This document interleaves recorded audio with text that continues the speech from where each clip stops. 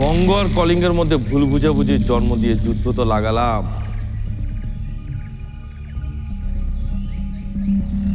এজন্য অবশ্য কলিঙ্গের কিছু সৈন্য মারতে হয়েছে সীমান্তে, উল্টো তারাও আমাদের মেরেছে। বঙ্গ যুদ্ধে বেরিয়ে যাবার সময় হয়ে এসেছে। বঙ্গ যখন কলিঙ্গের সাথে যুদ্ধে ব্যস্ত, ঠিক তখনই আমরা বঙ্গ দখল করি।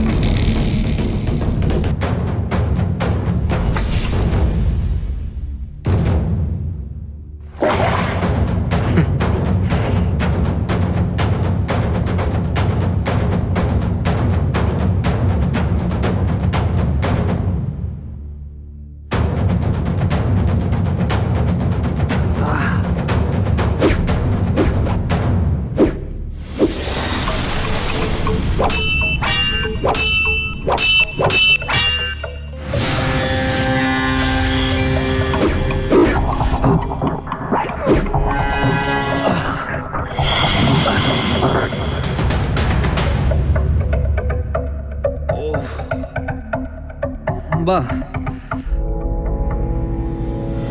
অসূর্যের স্পর্শ রাজকুমারী তো তাহলে জানে অস্ত্র চালনা।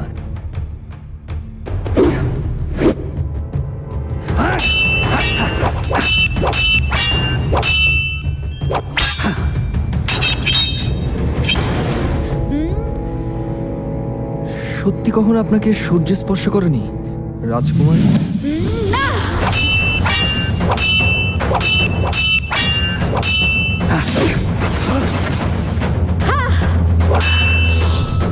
আর পুরুষ?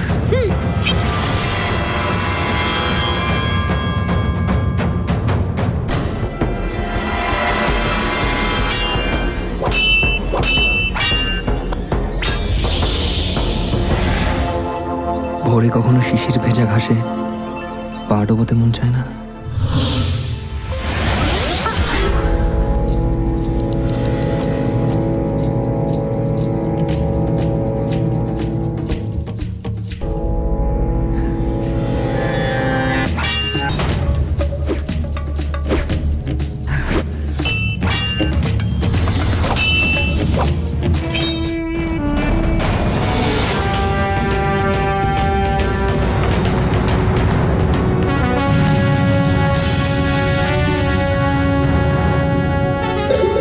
যুদ্ধ থামাতে হবে রাজকুমারী।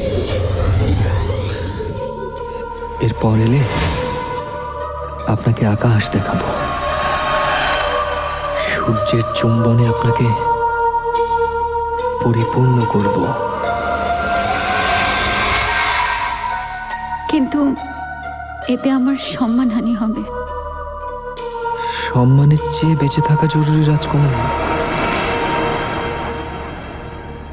বৃষ্টির পর ঝলমলে রোদে যদি কখনো রংধনুই না দেখেন, তাহলে কক্ষে অস্ত্র চালিয়ে কি লাভ?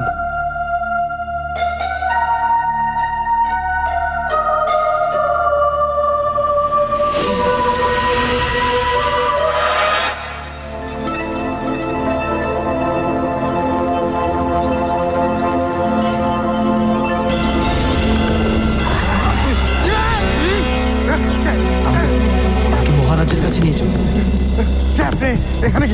আমি বঙ্গের দূত, বঙ্গের সাথে কলিঙ্গের যুদ্ধ থামাতে হবে। কোনো কিন্তু নয়, আমি যা বলছি তাই করুন।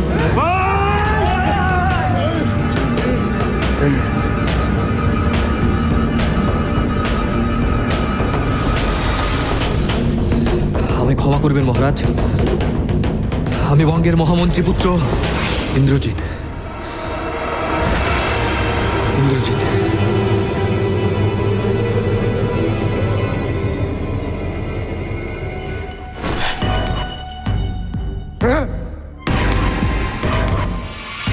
মহারাজ,